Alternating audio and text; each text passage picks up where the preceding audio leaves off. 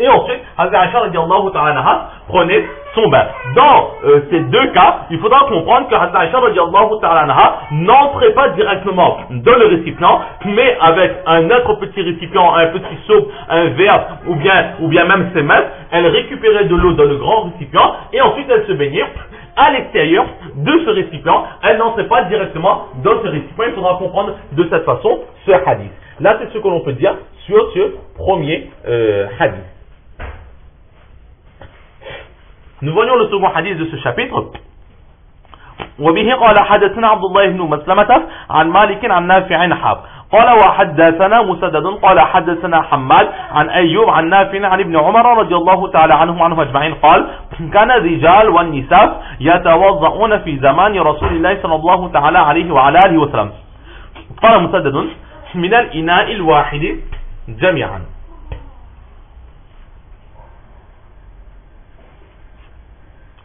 Hazrat Abdullah ibn Maslama rapporte de Malik qui rapporte de Nafia.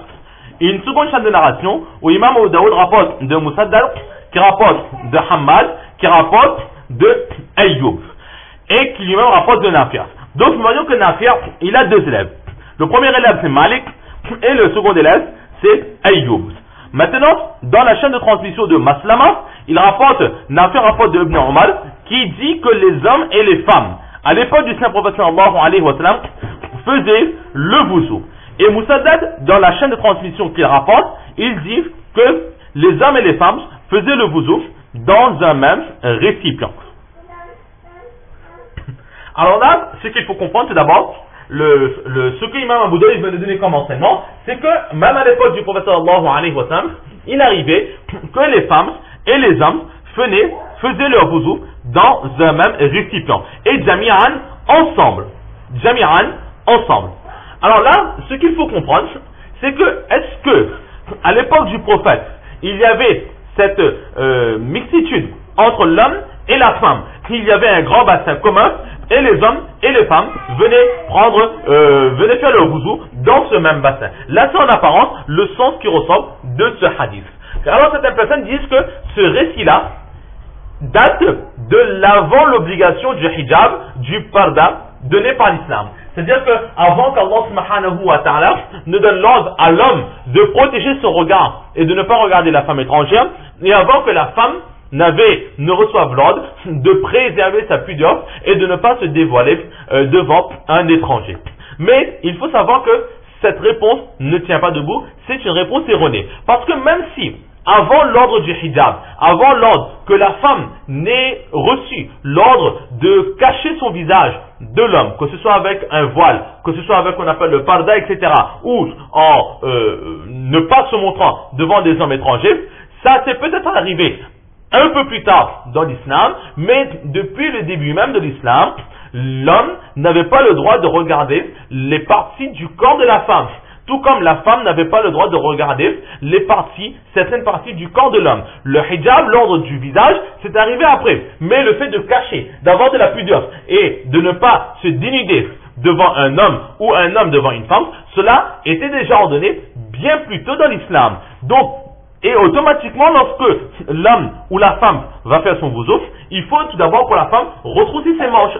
Et les bras de la femme font partie des parties privées de la femme. Tout comme lorsqu'on va laver son pied, il faut aussi laver jusqu'au niveau, par exemple, des chevilles. Alors pour cela, il faut que la femme remonte un peu son pantalon jusqu'au minimum, la mi-mollet, la moitié de ses mollets. Donc là aussi, elle doit, d'une façon ou d'une autre, un peu dévoiler ses parties privées. Et cela était interdit pour l'homme de regarder ses parties privées, ses parties du corps de la femme, avant même l'arrivée du hijab. Donc dire que l'homme et la femme faisaient le wuzu dans un même récipient en même temps au début de l'islam, cela n'est pas correct.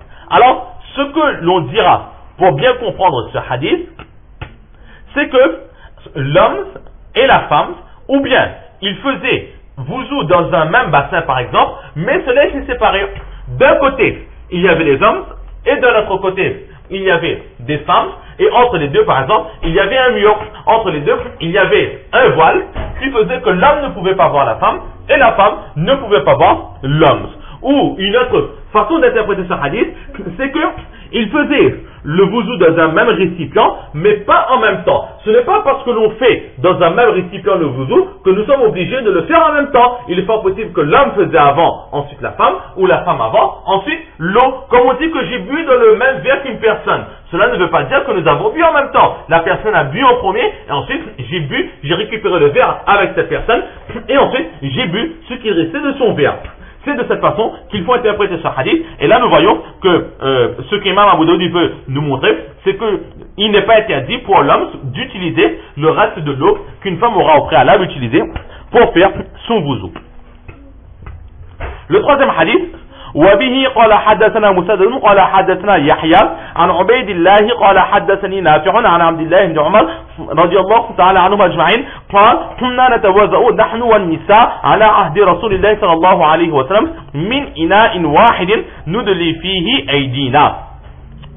Imam Abu Daoud rapporte de Musaddad, qui rapporte de Yahya, qui rapporte de Ubaydullah, qui rapporte de Nafi', qui rapporte de Abdullah fils Umar radiyallahu ta'ala anhu ajma'in, qui dit qu'à l'époque du saint prophète sallallahu alayhi wa sallam, les hommes et les femmes faisaient le wuzu dans un même récipient.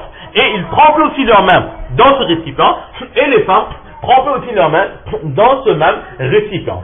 Là, en apparence, on peut comprendre que l'homme et la femme faisaient le wuzu en même temps, car il disait que nous deux, nous trempions nos mains dans ce récipient. Alors on pourra dire, comme on a dit tout à l'heure, que non, il faudra interpréter du fait que la femme faisait en premier, ensuite l'homme, ou l'homme en premier, et ensuite la femme. Là, ce sera dans les cas où ce sont des hommes et des femmes étrangères. Mais on peut aussi interpréter ce hadith du fait que, effectivement, ici, Hadith Abdullah ibn Umar disait que les hommes et les femmes faisaient dans un même récipient le wuzu et en même temps.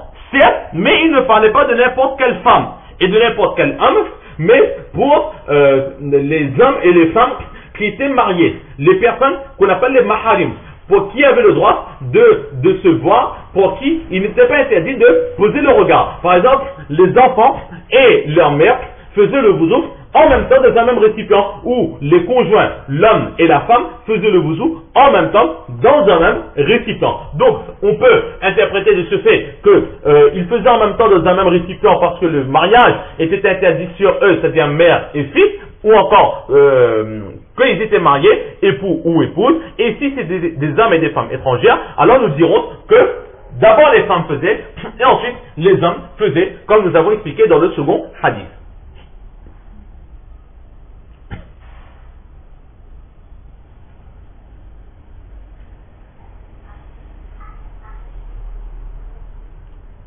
Donc, voilà aussi ce que l'on peut dire sur ce hadith. Là, nous voyons la preuve des trois imams, Imam Malik, Imam Shafi'i et Imam Abu Hanifa, qui disent qu'un homme et une femme peuvent utiliser une même eau pour faire le wuzu, à condition que cela, la première personne qui utilise l'eau n'aura pas souillé cette eau pour la personne qui va venir ensuite. Si l'eau a été souillée, alors la règle sera la même pour tout le monde. Il faudra jeter cette eau et prendre une nouvelle eau pour accomplir son wuzu. C'est ce qu'on peut dire sur ce chapitre.